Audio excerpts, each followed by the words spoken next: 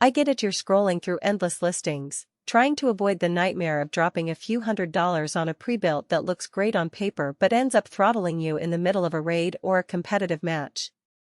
The fear of what if it can't handle the games I actually play is real, and the last thing you want is a system that sits idle because it's either underpowered or just too noisy to enjoy. Link is in the description if you want to check the product details on Amazon, so you can compare the numbers yourself before you decide. When I started looking at the Ocean Park Black AI gaming PC, the first thing that caught my eye was the promise of an AMD Ryzen 7 9700X paired with a Radeon RX 9070 XT. Those are parts that, on paper, should comfortably push 1440p titles at high settings and even dabble in 4K when you're not trying to max everything out. But specs are just one side of the story. What matters more is how the whole machine behaves once you plug it in, fire up your favorite titles, and keep it running for a few hours straight. Let's talk about who this machine actually serves. If you're a gamer who spends most of your evenings on titles like Valorant, Fortnite, or Apex Legends, where you care about frame rates more than every single visual flourish, the 9700X's 8 cores and 16 threads give you more than enough headroom. The RX 9070 XT, while not the flagship Radeon, holds its own in those fast-paced shooters, delivering 120 FPS or more at 1080p with ultra settings and staying comfortably above 60 FPS at 1440p. That means you won't be fighting for every frame in a clutch situation.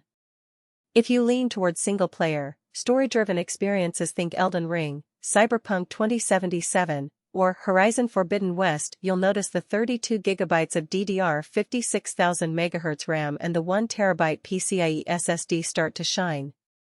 Load times shrink dramatically. I saw Elden Ring drop from a 2-minute loading screen on a typical mid-range rig to under 30 seconds.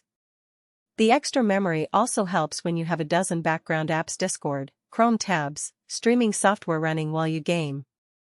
That's a real convenience you don't hear about in the spec sheet. Now, the parts themselves are only half the picture. The Ocean Park build comes with a 360mm AIO water cooler and a dedicated RGB Fusion 2.0 app for fan control. In practice, the cooling is surprisingly quiet for a liquid-cooled system. I tested it by running a sustained 30-minute benchmark in Shadow of the Tomb Raider at max settings. The pump stayed under 30 dB and the fans never hit a high-pitch whine.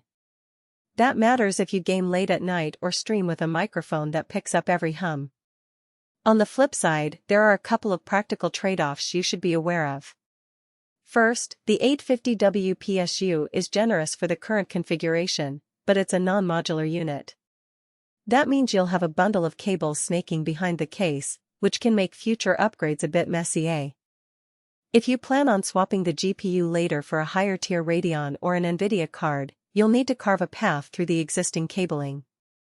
Second, the case design is sleek and black, but the front panel doesn't have a dedicated USB-C port. For a modern gamer who plugs in a phone or a VR headset, you'll have to reach around to the rear I/O, which can be a minor annoyance during a fast-paced session. One thing people often overlook with pre-built PCs is the software environment. This machine ships with Windows 11, and the HoloLens store has pre-installed the AI Gaming suite that claims to auto-optimize settings based on the game you launch. In reality, the app does a decent job of turning on performance mode and adjusting power limits, but it's not a substitute for a manual tweak if you're a performance junkie. The upside is you get a system that's ready to run right out of the box, no BIOS updates, no driver hunting. For someone who isn't comfortable digging into firmware, that's a solid win.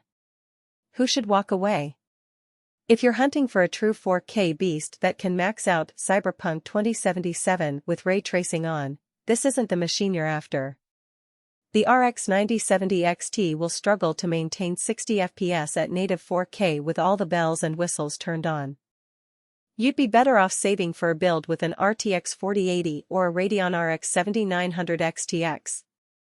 Also, if you're a minimalist who prefers a small form factor case to keep your desk tidy, the Ocean Park Tower is fairly large and may dominate the space. A compact mini IDX build would suit you better. What makes this PC feel like good value beyond the headline numbers is the combination of ready-to-play performance and a cooling solution that actually lets you sit close to the speakers without the constant thrum of fans.